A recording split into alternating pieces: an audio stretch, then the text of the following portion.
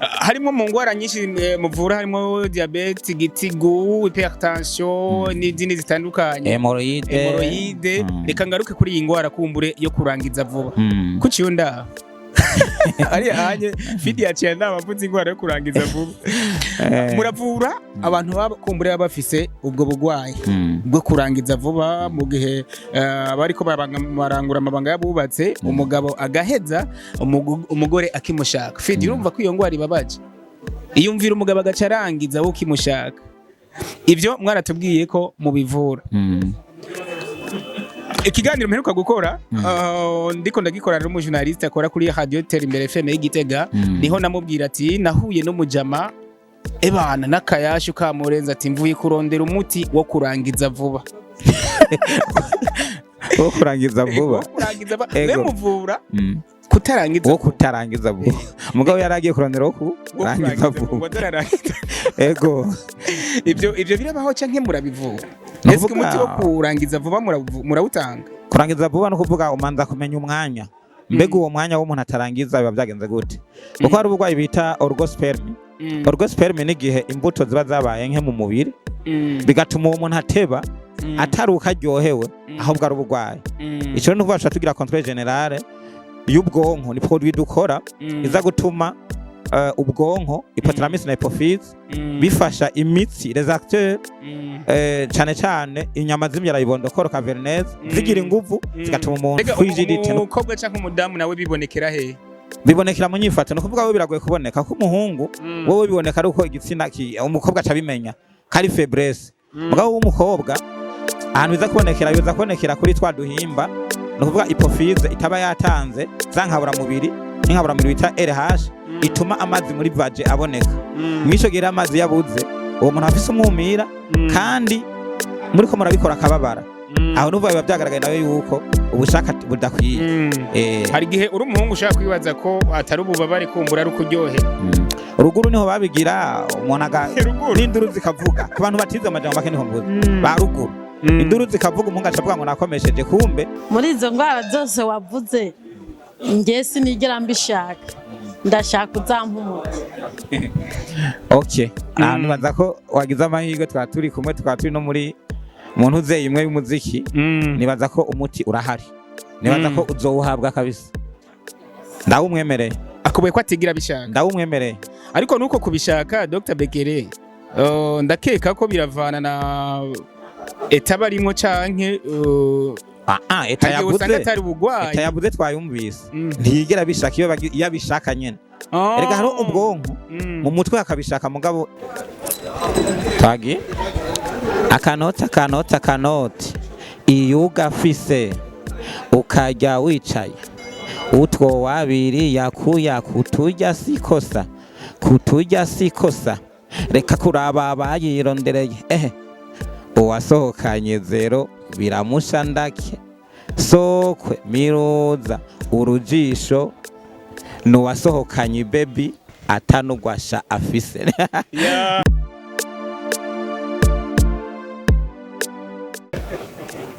acha kuzwa kabiri nuko bakunzi ba Igozen TV nkaba ngarutse kandi ku yindi ncuro noneho nkaba ndi mu gisagara ca Bujumbura muri capitale économique kuva mu gisagara ca Gitega muri capitale politique ndakika ko uyu muririmbyi mubona kuri screen za Igozen TV sijya mbere noneho ndamubazani akoti kuba umuririmbyi ni n'umudokter akomeye cyane ari nako kazina Dr iyo kavuye kubera ko avura ingwara zitandukanye na cyane muri zimwe zananiranywe harimwo zimwe kumbure aba ari rutumwa ko mu ntara zitandukanye kumbure agiye kugarurira canke gukiza bamwe bakitswe n'amagara Dr Bekere rero icyatumye no musiko yindi ncuro ndamurondera ni akaririmbo gashasha arekwa gushira kuri YouTube channel yiwe yise Dr Bekere akarimbo kaje ku izina rya Akanoti Dr Bekere yes urahawe ikaze kandi ku yindi ncuro murakoze cyane sinzi ko uwo mu kumanuka aba wanyumvise ugaca usimbira muhira gatukambara neza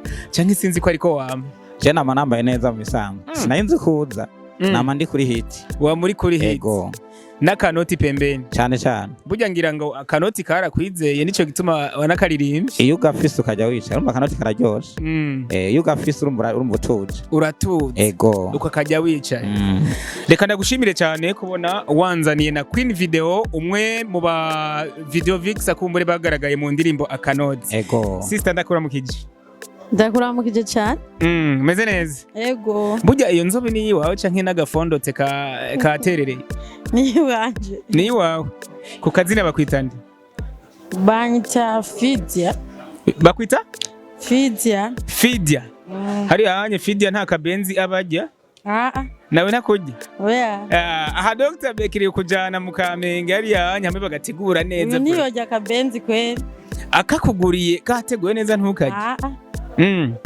Fidia uri mu gisagara ca Bujumbura niho ndagusanze sinzi ko ariho musanze muvuka oya so dusanzwe tuvuka musanze muvuka ariko muze muraturaba mu ndirimbo wari ugaragara neza atamasono office ifatire micro sivyo ubure ni gute wocu utinya umusatirizi mu gihe umusatirizi n'umuntu muto ko banzi uwo ntinya gute Fidia noneho nuwo mu ihe ntara waje mu mvoki mu gisagara ca Gitega je mvuka mu Kayanza intara ni ikomine ni Kabarore intara ya Kayanza Kayanza wabo wa D1 yes mbwira abaririmbyi bane bavuka mu Kayanza yego bane bavuka mu Kayanza uri umunyakayanza kumbure mu Kayanza hava abastar benshi batandukanye basi batatu bavuka mu Kayanza D1 na P-Face abandi Natasha ntavuka mu Kayanza Big Fizzo ntavuka mu Kayanza nabo nzi neza kubera iby'umuziki reka ndagushire ko babiri Linoji hamwe na Air Pro bajya bose nabo mu Kayanza ni benshi cyane byagenze gute kugira ngo wemere kuja mu muziki akanoti wa Dr. Bekere ni kuvuga kugira nje mu muziki wa Bekere bita kanoti ni kuvuga akanoti yugafise ngo bisaba kutibanira bisaba ko kajya neza utibanira kweli Bekere ntiyibanira ku kanoti arabatamwa abajama ku nyama nyinshi ewana Bekere ntiyibanira kabisa niyo mpamvu rero nahisemo kuja mu ndirimbo yiwe akanoti kubera yamara gutamwo nawe yaba atari bwagutemwo niwe ari kuyijamwo oya nari kuyijamwo kuko n'abandi yarabatamwo mbona uba wayigiyemo kubera agutamwo ibintu canke wayigiyemo kubera ari impano yawe basi n'abandi arabatamwo mbona je ntiyari bwanantemwe wanagomba oya naca gutamwo ndabigusabiye warinjiye rero mu muziki akanoti wa Dr. Bekere eske mu kuwinjiramwo ntabwo bwa mbere wari ufise ngarutse ku bavyeyi canke mu kibano ko bazohava bakubona ukundi narabugize kweli narabugize ubwoba kandi n'ubu urabona ndabufise n'ubu ndabona urafise udusoni Bekere niki uzokora kugira ngo Fidia umukure mu utwo dusoni Fidia kugira ngo ndamukure mu dusoni nuko nzokora amashow menshi atandukanye ukamutamwa nkamwegereza n'abandi bafiye nkawe abandi bakobwa nkawe akabona ko atasoni biteye kandi ari ibintu byiza kuko akazi kose kabonekamo akanoti kaba ari keza nibaza ko ubwoba buzohera kandi n'ubwo bwatanguye guhera ubu uri kuraraba Fidia ubwoba bwanaheze kuko yaba akibufise ntiyari kwicara imbere y'umusatirizi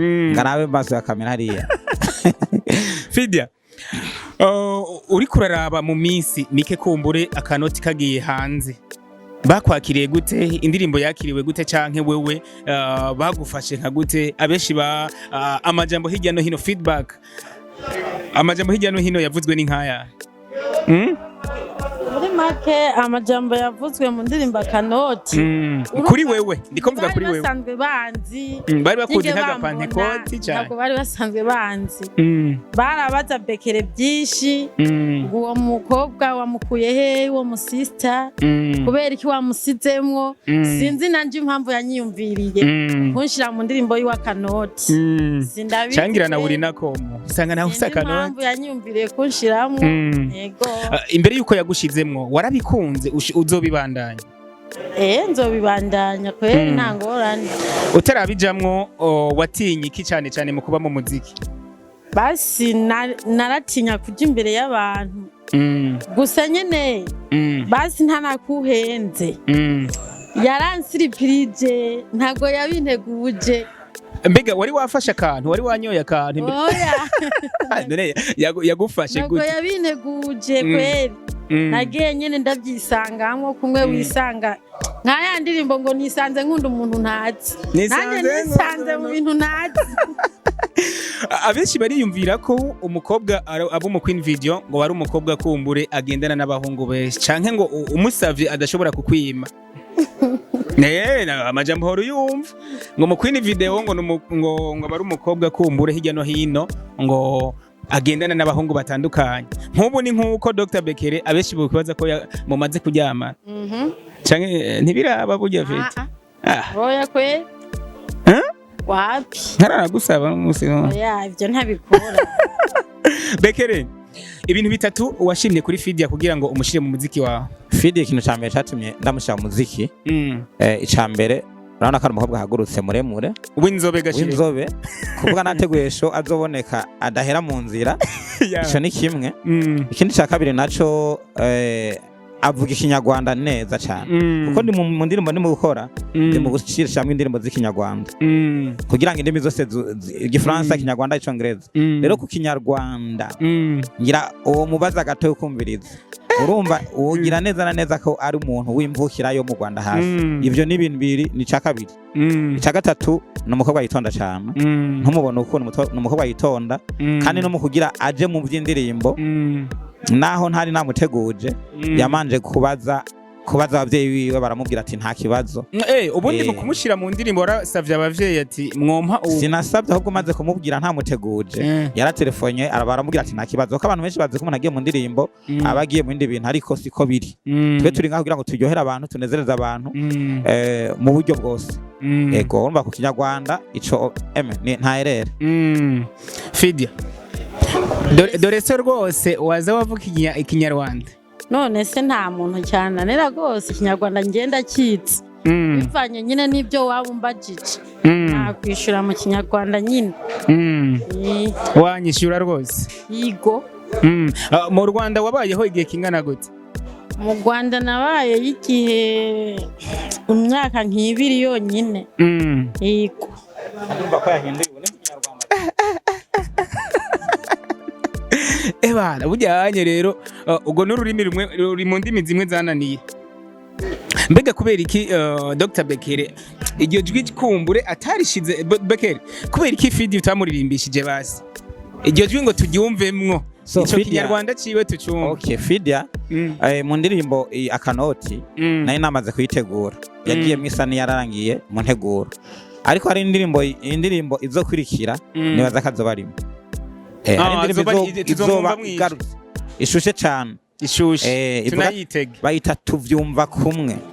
Yes. Amakuru ansumira Dr. Bekere uri umwe mu baririmbyi kumbure bazonatumirwa mu giteramo kizoba kwipasika ahantu hamwe hari private kumbure sishimye ko bavuga izina ariko ni mu ntara ya Gitega. Yes. Mbega iyo ndirimbo canke ico gisasu uri mu gushira habona kizoba casohotse neza cyane. Kumbure na Fidia tumwumva kaje niho muzomwumva ijwi abatahora bamwumva bamwumve kandi bizari ibintu bitesa. Ego hariya Fidia ngira ntarashakwa ngira aho mubaza Fidia warashatswe. Mbwira centereta imitoma ntabwo ndashakwa mugabo ndacyarondera. Uracyarondegwa? Yego. Ushaka kuzashakwa n'umusore ateye gute? Nuwahe musore ushaka ko kumbure mbeba bivuga gute azogushira mu mago babivuga gute ushaka uzoteretwa n'umusore ateye gute? Umusore ateye nka Bekere gose ubundi rero ngira ngo udateye nka Bekere ntaza gushaka ntabwo azanshaka pe. Kameramana akakantura kuma Bekere turangiza ikiganiro gato hari ikintu kimwe namangaruka ko kumbure urumuririmbyi ukaba n'umwe mu ba doctor nkuko izina ry'uburirimbyi kumbure ribigaragaza nka Dr Bekere mutambajije kucanke kuri ya ni ikiganiro ca mbere dukoranye na Dr Bekere vyinshi twarabikoranye noneho tunavuga no kuvyo asanzwe avura.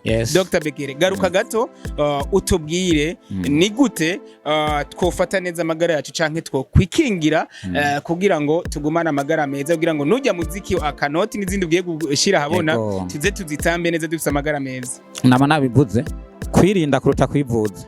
Abantu benshi no kuvuga tunanirwa no kwirinda haba mu byo turya haba mu byo tunywa kuko rero kwirinda kuruta kwivuza nubaza aho twokwirinda ivyo byose bituma twoshobora kugwara.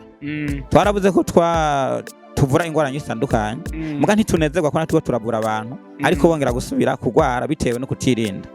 Rero nibaza ko twafata amagara tukayabungabunga kugira ngo nakazi kitugatambe tunezerewe. Ico ni kimwe mwihangiro twihaye. Turabona ko ari ingwara nyinshi zigisibije zimwe ziko zatuma n'imiryango ihungabana izo rero ariko turibanda ko cyane mwino misi. Harimo mu ngwara nyinshi muvura harimo diabete, gitigu, hypertension n'izindi zitandukanye, hemorrhoide. Reka ngaruke kuri iyi ngwara kumbure yo kurangiza vuba kuciyo nda ari hanye Fidia cyane abavuze ingwara yo kurangiza vuba. Muravura abantu bakumbure bafise ubwo bugwayi bwo kurangiza vuba mu gihe bariko barangura amabanga yabubatse umugabo agaheza umugore akimushaka. Fidia urumva ko iyo ngwara ibabaje iyumvira umugabo agacarangiza wo kimushaka. Ivyo mwaratubwiye ko mubivura. Ikiganiro mperuka gukora ndiko ndagikorana n'umujournaliste akora kuri Radio Terimbere FM y'Igitega niho namubwira ati nahuye no mujama ebana nakayashu ka Murenza ati mvuye kurondera umuti wo kurangiza vuba. Wo kurangiza vuba we muvura kutarangiza wo kutarangiza vuba mugabo yaragiye kurondera wo kurangiza vuba ego ivyo birabaho canke murabivura? Ese umuti wo kurangiza vuba murawutanga? Kurangiza vuba no kuvuga umanza kumenya umwanya mbega uwo mwanya wo umuntu atarangiza biba byagenze gute kuko hari ubugwayi bita orgosperme. Orgosperme ni gihe imbuto ziba zabaye nke mu mubiri bigatuma uwo muntu ateba ataruka aryohewe ahubwo ari ubugwayi. Ico no kuvuga tugira contrôle générale y'ubwonko ni produit dukora iza gutuma ubwonko hypothalamus na hypophyse bifasha imitsi les acteurs cyane inyama z'imyara y'ibondokoro cavernese zigira ingufu zigatuma umuntu bimera neza. Ego urumva ko ubundi umuntu ari normale kumbure aba ashobora kumara umwanya ungana gute? Ni hagati ni kuvuga hariho ibiringo bibiri hariho kuyambere cyangwa kuyambere ashobora kumara iminota 15. Iyo ni yambere no kuvuga aho nta kibazo. Muganje cyo mita impuissance sexuelle kitaba kitaraba grave ashobora kumara iminota 5 naho nyine nta bugwayi wari buraboneka. Iminota 5 no nabakomeye aho no kuvuga ni kuyambere. Iyo ni ntuze yanyuma no kuvuga agiye muri mwe aragwaye. Hama gashasubira rero ya kabiri navuga hari nka mite ya kabiri nka kujya abakinywa kiri umupira nashobora kumara iminota 45 canke isa niho abari normal. No kuvuga za nkabura mubiri hormone babikora neza kandi tutibagiye ko n'abakobwa barabigwara ivyo byo kutarangiza cyangwa kutagira ubushake. Ubundi birashobora kuva ugasanga umudamu canke umukobwa nawe niwe bigwaye. Ego babyita frigidité mu Gifaransa. Mbega umukobwa canke umudamu nawe bibonekera he? Bibonekera mu nyifato. No kuvuga wowe biragoye kuboneka ko umuhungu wowe biboneka ari uko igitsina umukobwa acabimenya kari faiblesse mugabo w'umukobwa ahantu biza kubonekera kuri twa duhimba no kuvuga hypophyse itaba yatanze zankabura mubiri nk'abura mubiri bita LH ituma amazi muri vage aboneka. Mwisho gira amazi yabuze uwo muntu afise umwumira kandi muri ko murabikora akababara aho nuvuga biba byagaragaye nawe yuko ubushaka budakwiye. Hari gihe uri umuhungu ushaka kwibaza ko atari ububabare kumbura ari ukuryohera. Uruguru niho babigira umuntu n'induru zikavuga ku bantu batize amajambo make niho mvuze ba ruguru induru zikavuga umuntu acavuga ngo nakomesheje kumbe n'ubugwayi ashobora kuba agwaye infection urinaire yaramusinze kaja akazi bikomere n'igihe abafise ico kibazo. Rero kuba yo kwikomesha induru ntibisobanura yuko yaryohewe. Ivyo byose ni ibintu bisaba ko umuntu araba kandi twaravuze yuko bijya bintu bikorwa iyo habaye integuro gutegurana hari ibihimba bijejwe inkabura bijejwe gushusha umuntu twarabivuze ego mbega umugabo canke umukobwa canke umumama afise iyo ngwara murayivura burundu kumbure iravugwa igakira mu gihe ataba afise ikibazo ca infection urinaire canke infection vaginale iyo ngwara turayivura ikavaho nawe agasubira kumera neza mu miti kumbure muba mubahaye nta inconvénient kumbure conséquence ishobora kuza ni produit naturel iyo ngaho i Burundi nta ngaruka nimwe ishobora kuhaba ibintu biba neza cane Fidia mbariza wumvise ko avura ingwara zitandukanye ndazi ko utabuze ikibazo uri kumwe na docteur mumbariza akabazo hama kwishura Dr. Bekere muri izo ngwara zose wavuze nge sinigera mbishaka ndashaka uzampa umuti okay nibaza ko wagize amahirwe twaturi kumwe twaturi no muri muntu uzeye imwe y'umuziki nibaza ko umuti urahari nibaza ko uzowuhabwa kabisa ndawumwemereye akubuye ko atigira bishaka ndawumwemereye ariko nuko kubishaka Dr. Bekere ndakeka ko biravana na etaba rimwe canke eta yabuze twayumvise ntigera bishaka iyo abishaka nyene erega hari ubwonko mu mutwe akabishaka mugabo igitsina nikibishaka cyangwa igitsina kikabishaka mu mutwe ntihabishaka ubwo bwose n'ubwo twe tugenda dukura mu gihe kumburi boba bagukeneye kugira ngo mutange impanuro canke mugire ico mubwiye abantu na cyane cyane mu kubigisha imibereho ingene bobaho na cyane cyane kwirinda izo ngwara bo batora gute abari mu gisagara ca Bujumbura cyane mu ntara zitandukanye zigize igihugu icambere ni telefone imbere yuko haza ibindi ni 69 47 37 10 ndasubiramwo 69 47 37 10 aho nuko buri mu gisagara ca Bujumbura arashobora kwavasa akagenda mu Gihosha aho bita kujya amatafari biroroshe guca ntora no kubashaka impanuro zitandukanye aho baba ntoye turangiza ikiganiro Dr. Bekere ntiwogenda utaturirimbiye indirimbo akanoti ariko imbere yuko ukaturirimbira mbega muri ico giteramo twimirije uduteguriye ibiki kumbure na cyane cyane aho uzokwakirwa iteka aho mbere uzonafata n'akajyo ko kwigisha bimwe bimwe na cyane cyane mu bijanye n'amagara y'abantu kuko ntushobora gutamba umeze nabi canke ugwaye ego muri ico giteramo nzobategurira inyigisho ni nk'impanuro minota mike bijanywe n'amagara yacu kandi tuzokwigisha aho novuga ibibazo ari byinshi ari ingwara usanga zibasira abantu benshi ku bajene ku bamama ku bapapa ugasanga niho ibyo bice ari byinshi niho tuzokwibasira hanyuma ndabakubitira n'umuziki muryoherwa mbega kuba uririmba no kuba uri umuvuzi ivyo bintu kumbure birakorohera gukora ari bibiri cyarimwe ivyo naco bitwaye kuvura ni kimwe mu gutuma amagara y'abantu amera neza kuririmba ni kimwe mu gutuma imitima y'abantu yumva inezerewe ni umuti mu yindi Fidia wewe waratomboye kubona uzinanye no muhinga hariya yangira ngo nanje nk'umusatirizi zoza uramvugira kumbure Fidia watwemereye yuko utagiye guhagarikira aha ibikorwa byo kuririmba ndakeneye umbwirira abandi bigeme bitinya canke babona amasoni kuja mu muziki ngo bazobiyumvira kwibi canke biri mu bisanzwe biragoye kweli kugira uje imbere ya kamera biragoye sana gusa abo baba bikeneye ntibigoye cyane kubera ukitora mikoro uko biragenda bihera ubwoba bugahera mugabo kweri nanje urabona ndiko ndabimenyera n'ubu bwa ntiburahera mbega ijya piano mwari ko muravuza mwari muyizi canke mwagomba kudutuburira mu bisanzwe bipanye n'indirimbo je piano naho ndayizi mugabo hajya nyene ngira ngo ijya ndirimbo ni n'amapiano usanga ari nawe wanayivuga kantu nyene ko ku ntikara kantu nyene kameze neza kara kantu nyene ko kwifashisha muga nta ngorane yabayemo